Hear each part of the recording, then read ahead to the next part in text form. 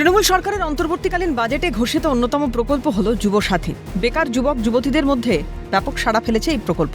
তবে বেকারদের মধ্যে এই প্রকল্পের সাড়া ফেলাকে আখেরে রাজ্যের বেকারত্বের করুণ ছবি তুলে ধরেছে বলে দাবি বিরোধী দলগুলির। আর এবার যুবসাথীর ফর্মকে কেন্দ্র করে উত্তেজনা। কাকসার ব্লক প্রশাসনের গাড়িতে যুবসাথী প্রকল্পের ফর্ম পাণ্ডবেশ্বর ব্লকের বেসরকারি সাইবার ক্যাফেতে নিয়ে যাওয়ার ছবি সম্প্রতি সোশ্যাল মিডিয়ায় ভাইরাল। সেই ছবি পোস্ট করেন কাকসার বিজেপি নেতা রমন শর্মা। তার অভিযোগ, রাজ্যে এমনিতেই কোনো কাজ নেই, বেকার ছেলেমেয়েদের সঙ্গে প্রতারণা করা হচ্ছে। এখন পরিষ্কার দেখা যাচ্ছে যে কাকসা ব্লকের গাড়ি, যাতে কাকসা ব্লকের বোর্ড লাগানো আছে, নম্বর প্লেট দেখা যাচ্ছে, সেই গাড়িটা আর সরকারি প্রকল্পের ফর্ম তুলে নিয়ে গিয়ে পাণ্ডবেশ্বরের একটা সাইবার ক্যাফেতে, সেখানে কি জানি ওর কি হচ্ছে, সেটাও আবার বিডিও অফিস সংলগ্ন।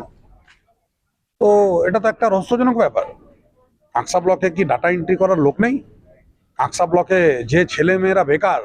বিরোধীদের কাজই হলো কুৎসা করা, পাল্টা সুর শাসক দলের। আমাদের মাননীয় মুখ্যমন্ত্রী যে যুবসাথী প্রকল্পটা করেছেন এবং যুবকদের যে উৎসাহ, সেই উৎসাহ দেখে ওরা ভয় পেয়ে গেছে, নিয়ে উল্টোপাল্টা বলছে। কারণ ওনারা জানেন যে যুবসাথীর ফর্ম যখনই সঙ্গে সঙ্গে আমাদের ফর্ম ফিল আপ করা হচ্ছে, ওটা একটা ডিএস নাম্বার দিতে হয়। তাহলে ওই ব্লকের ডিএস নাম্বার, এই ব্লকে আমাদের কি দরকার ওগুলো সব করার? ওদের কাজই হচ্ছে যে একটা কুৎসা করা।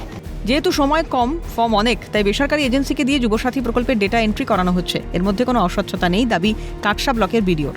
সবই দুয়ারে সরকারের রেজিস্ট্রেশন হয়েছে, সেই রেজিস্ট্রেশন হওয়া ফর্মগুলোকে এন্ট্রি করানো, ডাটা এন্ট্রি করানো হচ্ছে। এবং ডাটা এন্ট্রি করার জন্য যেহেতু আমাদেরকে খুব কম সময়ের মধ্যে ডাটা এন্ট্রি করার কথা বলা হয়েছে, আমরা আউটসোর্সিং করছি। ওখানে কোনো নতুন ফর্ম জমা পড়েনি, আমরা ওটা একটা এজেন্সি, তার মাধ্যমে আমরা ফর্মটা ডাটা এন্ট্রি করাচ্ছি।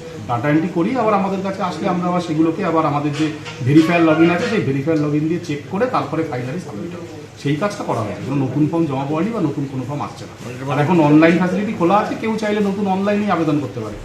সামনেই বিধানসভা নির্বাচন, গোটা ঘটনাকে ঘিরে ভোটমুখী বঙ্গে শাসক বিরোধী রাজনৈতিক তরজা আরও তুঙ্গে উঠবে মনে করছে রাজনীতির কারবারিরা। কাকসা থেকে রাজেশ সেনগুপ্তের রিপোর্ট, ক্যালকাটা নিউজ।